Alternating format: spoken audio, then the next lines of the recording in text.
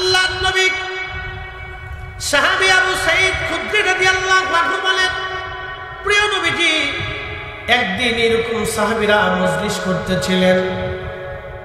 আল্লাহর নবী সাহাবীদের মজলিসের পাশ দিয়ে নবীজি যাচ্ছেন। নবীজি দাঁড়িয়ে গেলেন, সাহাবীদেরকে জিজ্ঞেস করলেন, সাহাবীরা মা জালাসনাকুম, তোমরা এইখানে কিসের জন্য জলসা করতেছো? জলসা জলসা জলসা আরবি শব্দ, এর অর্থ হচ্ছে বৈঠক বা সম্মেলন। জালসা আরবি শব্দ, এর অর্থ হচ্ছে বৈঠক বা সম্মেলন।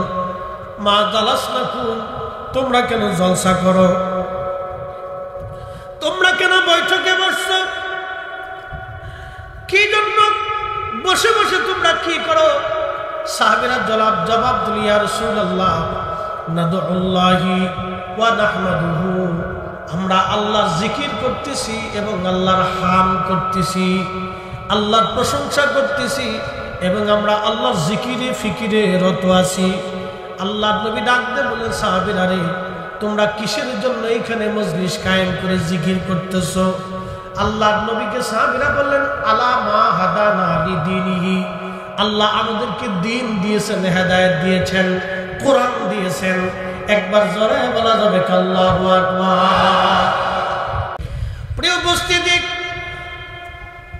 এই কোরআন আরো বলে দিল, কুল ইন্নাল মাউতাল্লাযী তাফিরুনা মিনহু ফাইন্নাহু মুলাকীকুম। নবীজি আপনি বলে দেন, কি বলবেন? আমার বান্দারা মৃত্যু থেকে সবাই পালানোর চেষ্টা করে। নবী বলে দেন, এই মরণ থেকে পালানোর কোনো রাস্তা নাই, কারণ ফাইন্নাহু মুলাকীকুম, এই মরণ সবার সাথে মোলাকাত করবে, মরণ থেকে পালানোর কোনো রাস্তা নাই। আচ্ছা বলেন, আজ পর্যন্ত মরণ থেকে কেউ পালাইতে পারছে?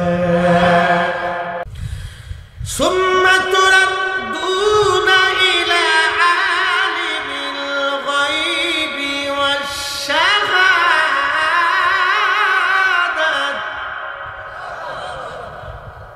হুজুর বলে দেন আপনি, মানুষ মৃত্যুর পরে সে আমার কাছে ফিরে আসবে। আমি এমন একজন মালিক, গোপনেও জানি গোপনেও জানি। ফায়ুনাব্বিউকুম বিমা কুনতুম তা'মালুন, জীবনে কে কোন আমল করেছে আমি রব্বুল আলামিন সেদিন তারে দেখায় দিব। মাহফিলে আসিয়া তারা বাজার করেছিল, আল্লাহ সেদিন দেখায় বলবে, বান্দা তুমি বাজার করছো। আল্লাহ সেদিন দেখাবে, বান্দা তুমি কেনাকাটা করছো, মাহফিলের মধ্যে বসো নাই, কোরআন শোনো নাই। বান্দা তুমি হাইয়া আলাস সালাহ বলার পরে নামাজ আসো নাই, রমজান আসার পরেও তুমি রোজা রাখো নাই, হজের মৌসুম আসার পরেও সামর্থ্য থাকার পরেও হজে যাও নাই।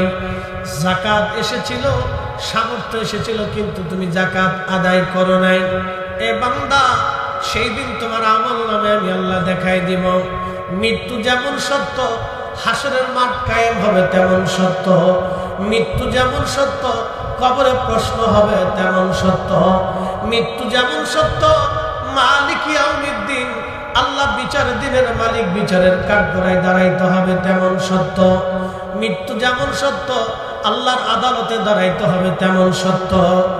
যেই বান্দা আল্লাহর আদালতে দাঁড়াইতে ভয় পায়, দুনিয়াতে সেই বান্দা অন্যায় করতে পারে না, অপরাধ করতে পারে না।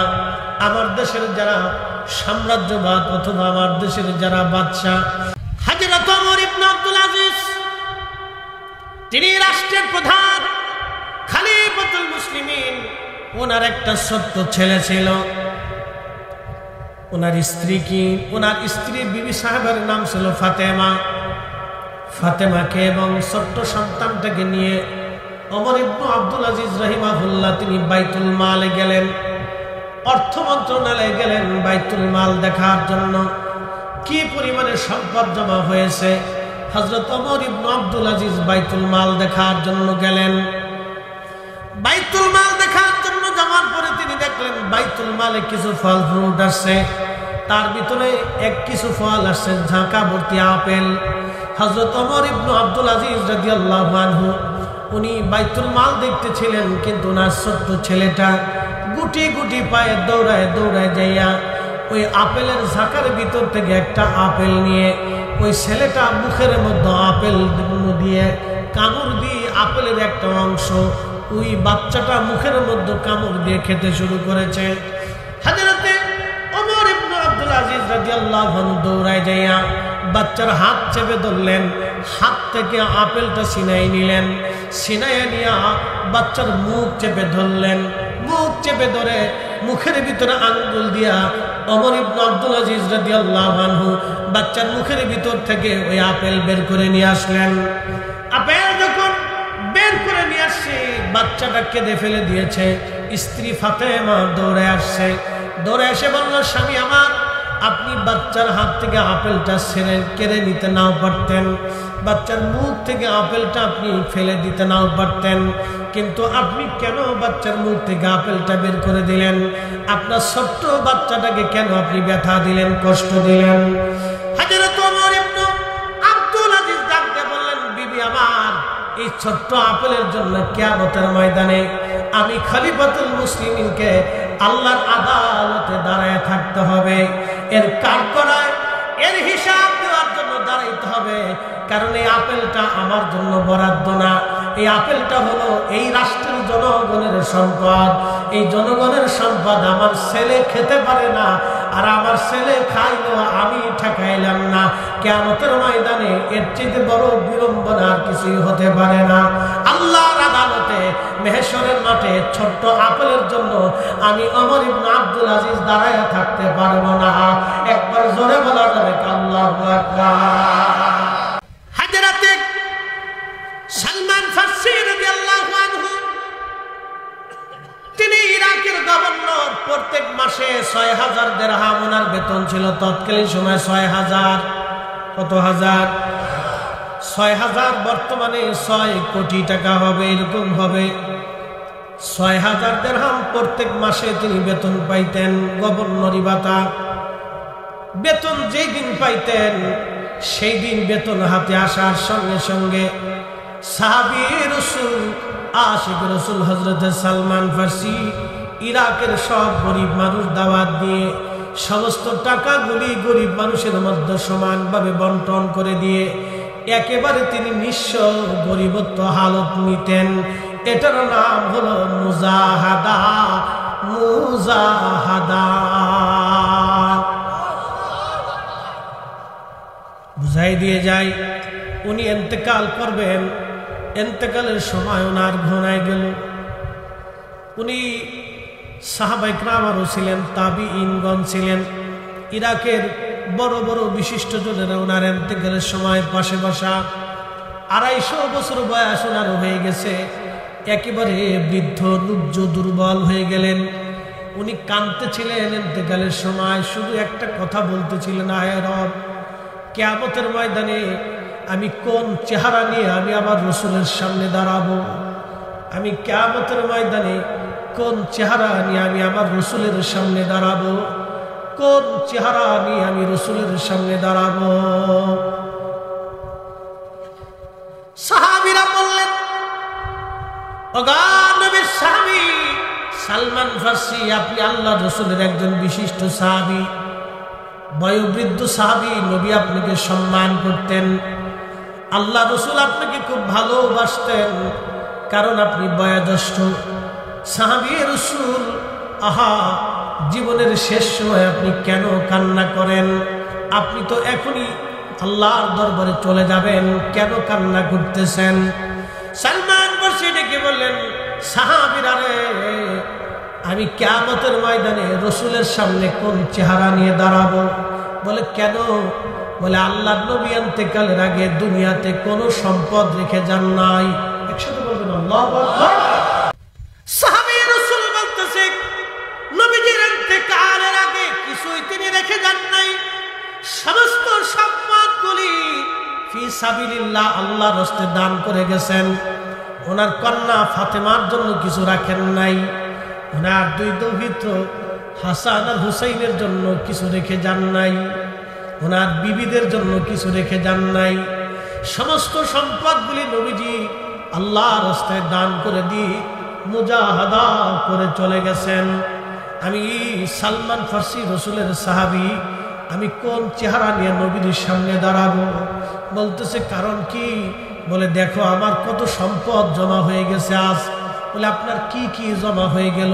বলে 1 নম্বর দেখো আমার পাগড়ি জমা হয়েছে, 2 নম্বর আমার একটা জুব্বা হয়েছে, 3 নম্বর আমার একটা আবা হয়েছে। আবা আমার আগে জাহিদ হাসান জাকির ওয়াজ করেছে, ওর গায়ে আপনারা একটা আবা দেখছেন, দেখছেন না আপনারা? আরবিরা এই আবাটা গায়ে দিতেন, এটা তাদের আদিকাল থেকে পোশাক, এটা সম্মানের পোশাক ছিল আরবদের। 1 নম্বরে পাগড়ি, জোরে বলেন কি? 2 নম্বরে জুব্বা, 3 নম্বরে আবা, 3 নম্বরে আবা, 4 নম্বরে একটা কাঠের লাঠি, 4 নম্বরে একটা কাঠের লাঠি, 5 নম্বর একটা কাঠের পানির পেয়ালা, 6 নম্বর একটা কাঠের বাসন, যে বাসনে খাবার খাইতেন। শুধু এই 6টা জিনিস তার জমা হয়ে গেছে, পায়ের জুতাটাও তার ছিল না। সাহাবী রাসূল কাঁদতেছে, সাহাবীরা বলতেছে হুজুর এই সামান্য সম্পদ জমা হইল, একটা কাঠের লাঠির দাম 150 টাকা, একটা কাঠের বাসনের দাম 100 টাকা, একটা কাঠের পেয়ালার দাম 100 টাকা, আর একটা পাগড়ির দাম 100 টাকা, একটা জুব্বার দাম 300 টাকা, একটা আবার দাম 700 টাকা। হুজুর এই সামান্য সম্পদ আপনার জমা হয়ে গেল, তার জন্য আপনি কাঁদতেছেন। সালমান ফার্সি বলেন আমার রাসূল দুনিয়া থেকে যাওয়ার সময় কিছুই নিয়ে যান নাই, রেখে যান নাই, তাহলে আমি কেমনে রেখে যাব বলো? সাহাবীরা রে, আমার ইন্তেকালের পরে আমার কাফন দাফন আমার জুব্বা দিয়া আবা দিয়া করবা, বাকি কাপড় চোপড় লাঠি সুতা যা থাকবে সব তোমরা আল্লাহর রাস্তায় দান করে দেবা। নাম কি? মুজাহাদা। জোরে বলেন নাম কি?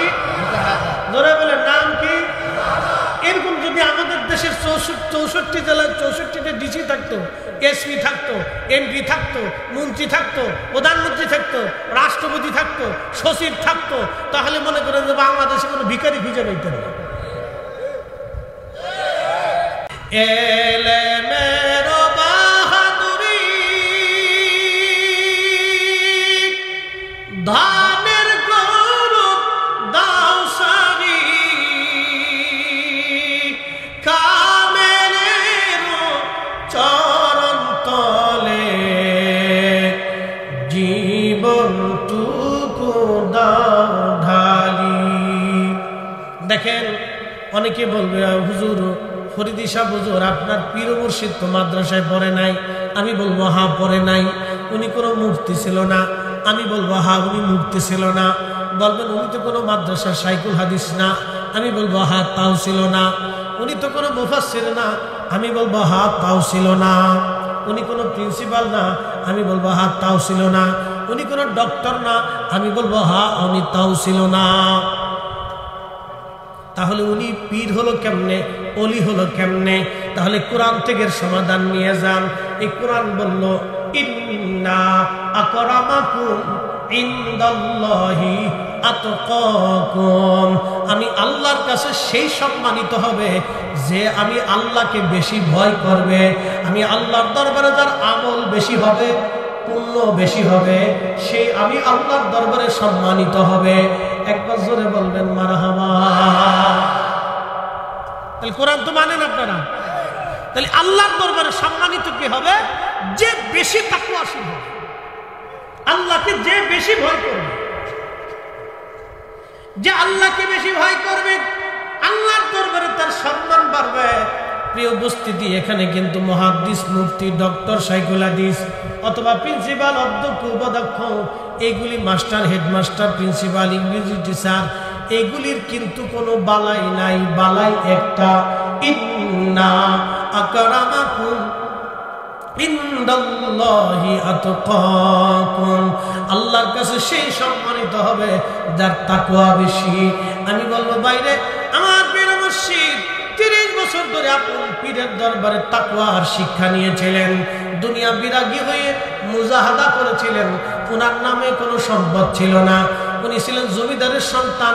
সব বিক্রি করে দিয়ে উনি ওনার পীর মুর্শিদের দরবারে দান করে দিয়ে উনি একেবারে 30 বছর একটানা মুজাহাদা করেছেন। একবার জোরে বলা যাবে কি মারহাবা?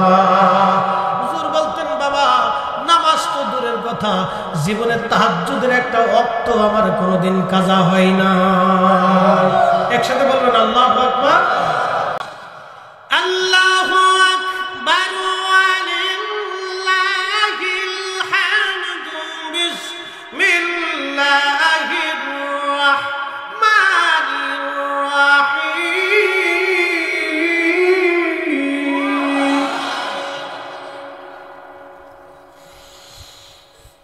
ইয়া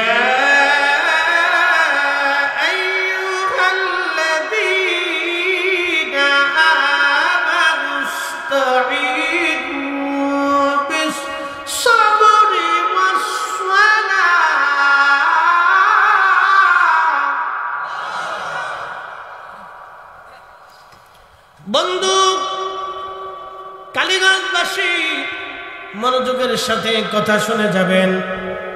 কোরআন আল্লাহ বলেন, হে ইমানদার, আমি আল্লাহর সাহায্য তুমি নাও 2 পদ্ধতিতে। এক পদ্ধতির নাম হলো সবর, ধৈর্য, আর এক পদ্ধতির নাম হলো সালাত, সালাত, নামাজ, নামাজ, নামাজ, নামাজ। এই জন্য মাগরিবের পরে 2 রাকাত, যোহরের পরে 2 রাকাত, এশার নামাজের পরে 2 রাকাত নফল নামাজ পড়ে দোয়া আছে না নাই? সালাতের মাধ্যমে দোয়া।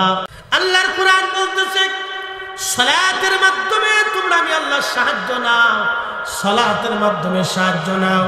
ওমর ইবনে আব্দুল আজিজের জমানাতে কাফেরদের সঙ্গে রোমানদের সঙ্গে একটা যুদ্ধ সংগঠিত হলো।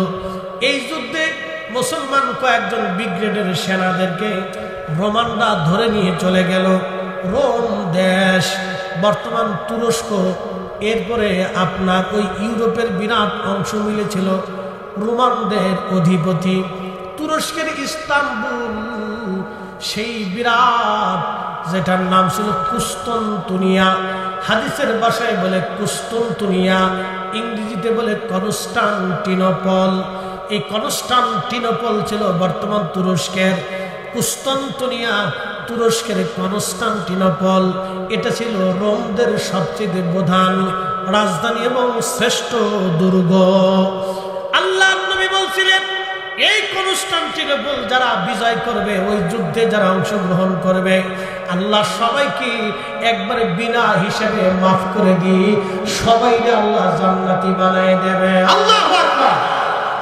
এই কনস্টান্টিনোপলের বিজেতা যিনি ছিলেন তার নাম সুলতান ফাতে মুহাম্মদ, যিনি উসমানীয় সাম্রাজ্যের সুলতান, সুলতান ফাতে মুহাম্মদ। এই সুলতান ফাতে মুহাম্মদ ছিলেন এই কনস্টান্টিনোপলের বিজেতা। আল্লাহর নবী হাদিসে নববীতে বলেছেন, এই কনস্টান্টিনোপল বিজেতাকে দেখতে কতই না সুন্দর দেখা যায়। তার মানে সুলতান ফাতে মুহাম্মদ আল্লাহর রসুলের একজন মকবুলকৃত উম্মত ছিলেন এবং এই কনস্টান্টিনোপলের বিজেতা ছিলেন। আল্লাহ যাদেরকে একেবারে বিনা বাক্যে মাফ করে দিয়েছেন। আল্লাহর জান্নাতি একজন বাদশাহ যদি দেখতে চান, তাহলে সুলতান ফাতে মুহাম্মদকে দেখবেন, আল্লাহর নবীর ঘোষিত একবারে জান্নাতি বাদশাহ। আল্লাহু আকবার। সেনাপতি আমাদেরকে নিয়ে যাওয়া হলো ছাদের উপরে রাত্রিবেলা, সুন্দর মনোরম চমৎকার মেয়েটা তার অর্ধ উলঙ্গ হয়ে অঙ্গভঙ্গি দিয়ে সেজে গুজে যুবকের সামনে আসছে। এসে বলল, মুসলমান সেনাপতি, তুমি শোনো, তুমি মুসলমান এক ব্রিগেডের প্রধান, নাম তোমার আমর। আমার পরিচয় হচ্ছে, আমি এই দেশের, এই রাজ্যের যিনি ধর্মগুরু প্রধান পোপ, আমি তার মেয়ে। সারা রোম রাজ্যে আমার মতো আরো দ্বিতীয় সুন্দরী তুমি আর কোথাও খুঁজে পাবে না। এদেশের রাজা বাচ্চার ছেলেরা আমার জন্য পাগল, কিন্তু আমি কারো জন্য পাগল হই না। তবে তোমাকে একটা সুবর্ণ সুযোগ দিলাম ছেলে, তুমি যদি আমার জীবন যৌবন পেতে চাও তাহলে আমি তোমাকে বিবাহ করব, কিন্তু শর্ত তুমি মুসলমান থেকে খ্রিস্টান হয়ে যাবা। সেনাপতি আমর ডাক দিয়ে বলে, খ্রিস্টান সুক্রামে তোমার এই সামান্য সৌন্দর্যে আমি মোহিত হয়ে তোমার সঙ্গে বিবাহ বন্ধনে আবদ্ধ হয়ে আমার ইমানটাকে চিরতরে জলাঞ্জলি দিব। তুমি জানো না আমি এই জমিনে কালেমার দাওয়াত নিয়ে এসেছিলাম, মরলে শহীদ আমি বাঁচলে গাজী। আমি সেই মুসলমান বিশ্বাসী জিহাদের জন্য এসেছিলাম, আমার ভাইয়েরা শহীদ হয়ে গেছে, আমি শাহাদাতের অপেক্ষায় ছিলাম, কিন্তু আল্লাহ আমাকে এখনো শহীদ বানান নাই। পরীক্ষার জন্য তোমার সামনে নিয়ে আসছে। তুমি কেন রোম রাজ্যের লক্ষ কোটি সুন্দরী নারী যদি এসে আমাকে পাওয়ার জন্য আমার ঈমান হারানোর চেষ্টা করে, এ সুন্দরী জীবন চলে যাবে, ঈমান যাবে না। একসাথে হাত উঁচু করে বলা যাবে আল্লাহু আকবার।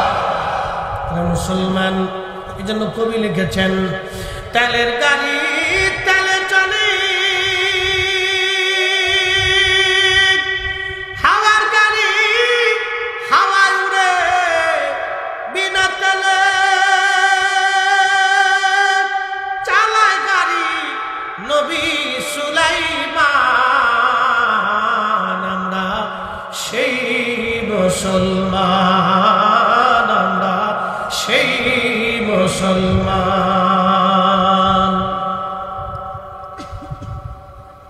কখনো বেশি কিনা চলতেছে, ওরাও মুসলমান। কি কথা কর না, ওরাও কখনো কিনতেছে, ওরাও মুসলমান।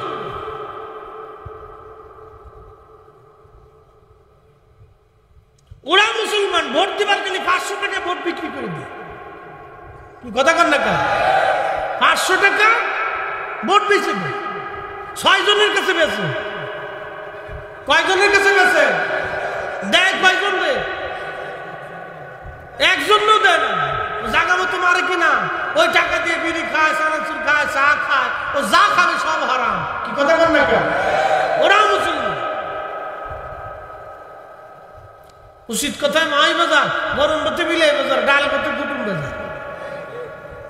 মনোযোগ দিয়ে সেনাপতি আমর বলতেছে, শুকরা মহিলা জীবন চলে যাবে তো ঈমান চলে যাবে না। এই কথা বলে মুসলিম সেনাপতি নামাজে দাঁড়ায় গেলেন।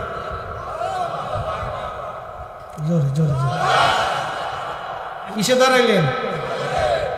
দরবারে গেলে কোন জায়গা দাঁড়াবেন? ওয়াদা করে যাবেন আজকে কোন জায়গা? একামত শুরু হওয়ার সাথে আর দেরি করা যাবে? যেখানে আসেন, দরবারে তো আমরা জুতা পাই দেওয়া নিষেধ, ঠিক আছে না? সব জায়গায় পরিষ্কার, গামছা বিছিয়ে দিবেন, যায় নামাজ বিছিয়ে দিবেন, নামাজে দাঁড়িয়ে যেতে হবে, ঠিক কিনা? খালি দরবারে নামাজ পড়বেন আর বাড়ি এসে আর পড়ার দরকার নেই। জীবনের তোরে ঘুরে আইছেন কি জাহিদ ভাই? একবারে কায়দা মতো একবারে ঘুরে আসছেন, আর পড়ার দরকার নেই, নাকি বলেন? 5 ওয়াক্ত জামাতের সাথে পড়তে হবে, কথা ঠিক কিনা? মনোযোগের সাথে কথাগুলি শুনে যাবেন। মহিলাকে নামাজ টামাজ লাগে না, এখন স্টার চলছে দেখলি সারে। হ্যাঁ, সেনাপতি আমর নামাজে দাঁড়াই গেলেন। কেন? এই কোরআন বলতেছে, ইয়া আইয়ুহাল্লাযীনা আমানুস্তাঈনু বিস-সাবরি ওয়াস-সালাহ।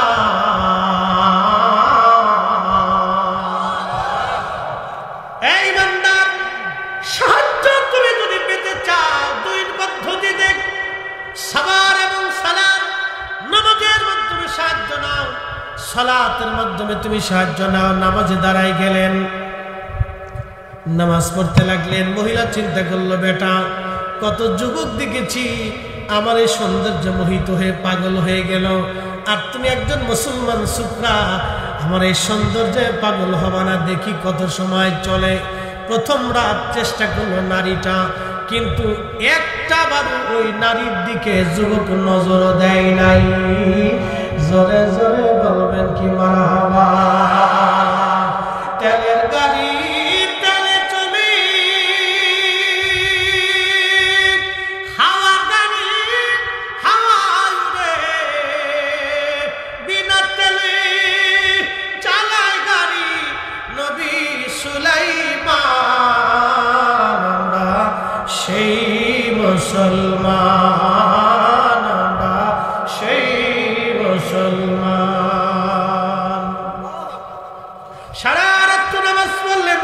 ওই নারী চলে গেল। দ্বিতীয় রাত আবার আসছে, আবার নামাজে, সারা রাত নামাজ। মহিলা বলতেছে, দেখি যুবক কত সময় তুমি নিজেকে কন্ট্রোল করতে পারো, নিয়ন্ত্রণ করতে পারো। দ্বিতীয় দিনে নামাজ, 1 সপ্তাহ চলে গেল নামাজ, 2 সপ্তাহ চলে গেল নামাজ, 1 মাস চলে গেল নামাজ, 40 রাত চলে গেল নামাজ। একটা বারের জন্য ওই নারীর দিকে বাঁকা নজরে এই যুবক সেনাপতি আমার তাকাই নাই। একসাথে জোরে বলা যাবে কি আল্লাহু আকবার। এরা মুসলমান, কথা বলেন ঠিক না বেঠিক? এরা নারীর লোভ ছাড়তে পারে, আর আমরা জুতার লোভ ছাড়তে দিই। বহুদিন আগে আমি এক জোড়া বাটার জুতা কিনছিলাম জাহিদ ভাই, তখন আমার মাহফিল করে 500 টাকা দিত। কয়টা ভাই? তো 500, 200 টাকাও দিত।